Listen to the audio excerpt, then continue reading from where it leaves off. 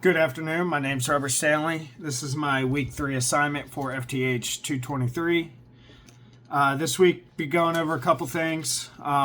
First thing is get some dimensions of the firing pin, the recoil spring, and the ejector. Please don't mind my drawings. I am no artist. So here you go. Up top here, you got your firing pin. And I'll try and get in as close as I can.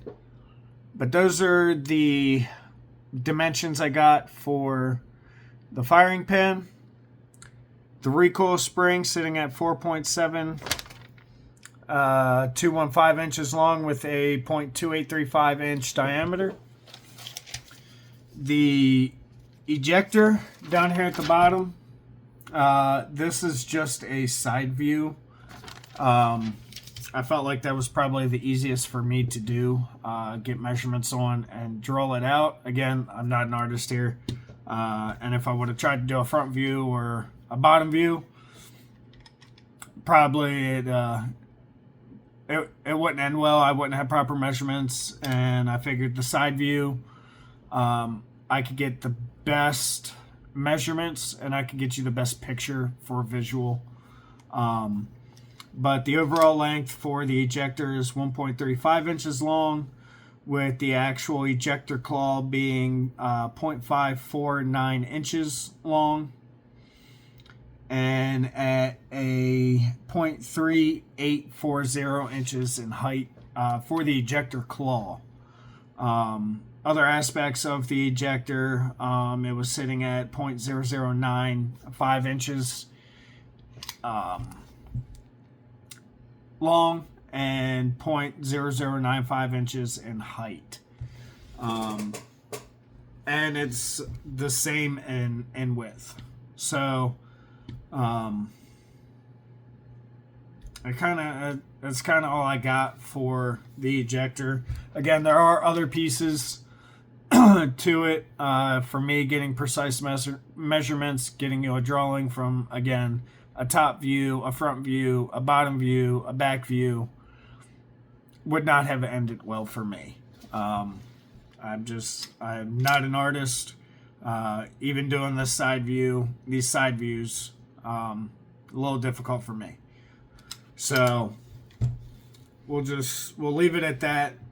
The second part of this assignment is what, is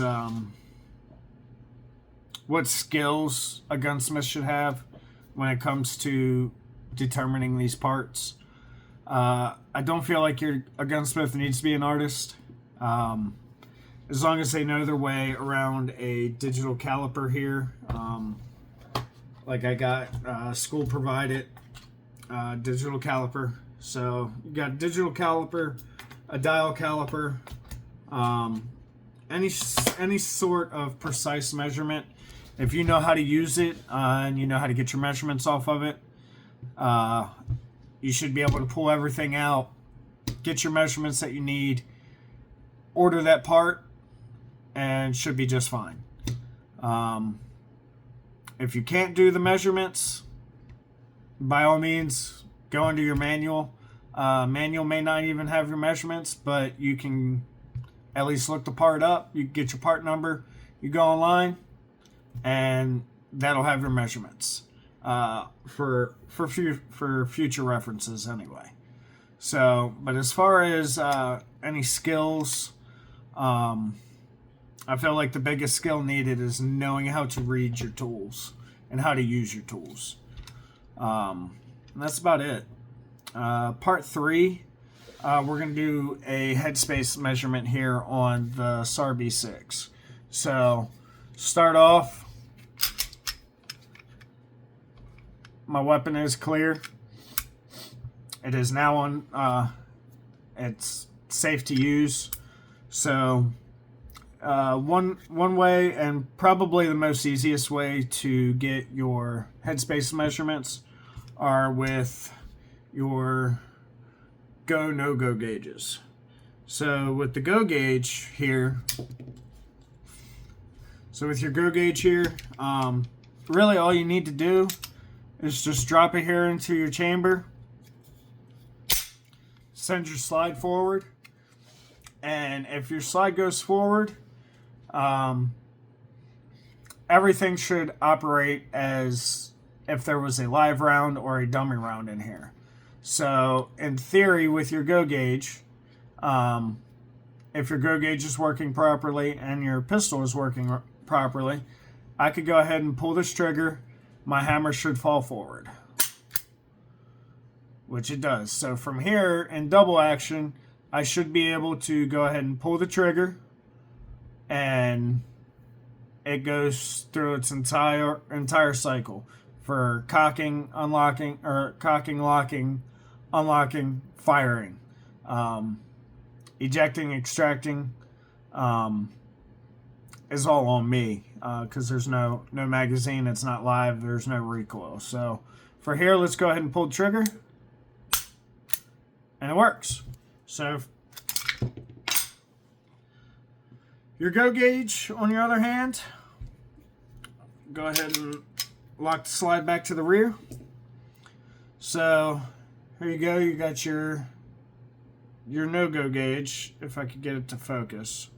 But I promise you, this is my no-go gauge. You just go ahead, same thing that you did with your go gauge. You just slide it right there in the chamber. Send your slide forward. So as you can see here, my hammer is cocked for single fire. But if you notice the difference right now, my slide is actually not sitting flush with the frame as it should. And if you look up here to the front, my guide rod is actually slightly protruded out the slide of the pistol. So what should happen here, I pull this trigger, nothing happens. Hammer doesn't go forward. I can't put the hammer forward. I can put my weapon on and off safe, but I can't do anything. So